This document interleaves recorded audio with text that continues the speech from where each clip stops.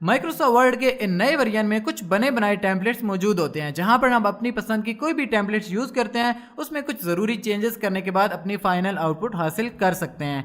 अस्सलाम वालेकुम guys, my name is Fateh Mohammad, you watching basic computer skill. So without wasting any time let's start it.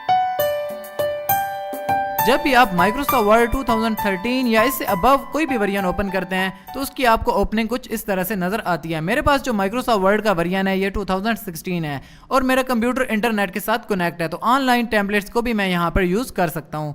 यहाँ पर हमें top पर एक सर्च पैनल मिल रहा है, इसमें मैं यहाँ पर टाइप करूंगा सर्टिफिकेट।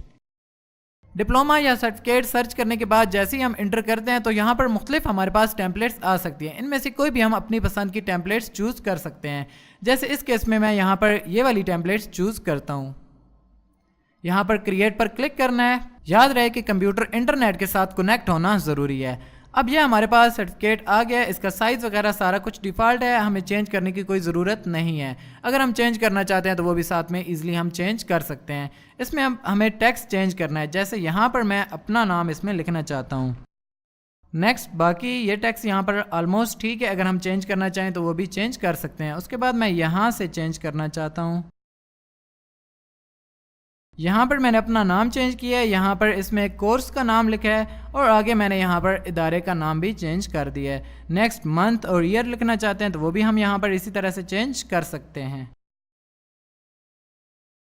और यहाँ पर हम लोगो लगाना चाहते हैं। लोगो अगर डायरेक्ट यहाँ पर हम नहीं लगा सकते तो यहाँ पर इसके बजाय हम कोई शेप इंसर्ट करके उस शेप के अंदर भी लगा सकते हैं। तो इस केस में मैं यहाँ पर एक शेप इंसर्ट करता हूँ और उस शेप के अंदर हम लोगो लगाकर चेक करते हैं। शेप इंसर्ट की, शेप फिल में आते हैं और यहाँ पर पिक्चर सेलेक्ट करते हैं। वर्क ऑफलाइन, कंप्यूटर के अंदर से ही पिक्चर मौजूद है तो मैं वहाँ से पिक करना चाहता हूँ, तो ऑफलाइन इस वजह से मैंने वहाँ पर सेलेक्ट किया और यहाँ से मैं ये वाली पिक्चर लगाना चाहता हूँ। इंसर्ट करते हैं और ये हमारे पास पिक्चर आ गई। इसकी कुछ यहाँ से ड्रैग करके एडजस्ट करने की कोशिश करते हैं, हाइट और विड्थ, ताकि कुछ एक जैसी आ सके।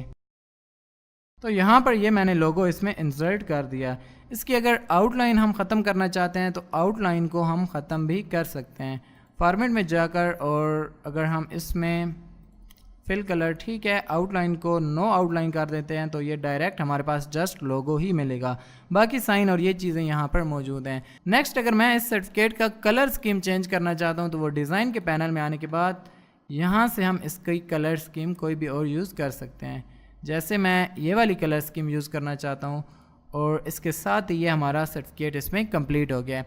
अब इसको सेव करते हैं। यहाँ पर फाइल में जाकर उसी तरह से सेव एज, ब्राउज़, और जहाँ पर भी मैं इसको सेव करना चाहता हूँ यहाँ पर सेव कर देंगे और बस इतने ही टाइम में हमारा सर्टिफिकेट तैयार हो चुका है। तो व्यूअर्स, आपने देखा कि कितने कम टाइम में माइक्रोसॉफ्ट वर्ड की टेम्पलेट्स को यूज़ करके हमने बहुत ही आसानी से इसमें सर्टिफिकेट बना लिया।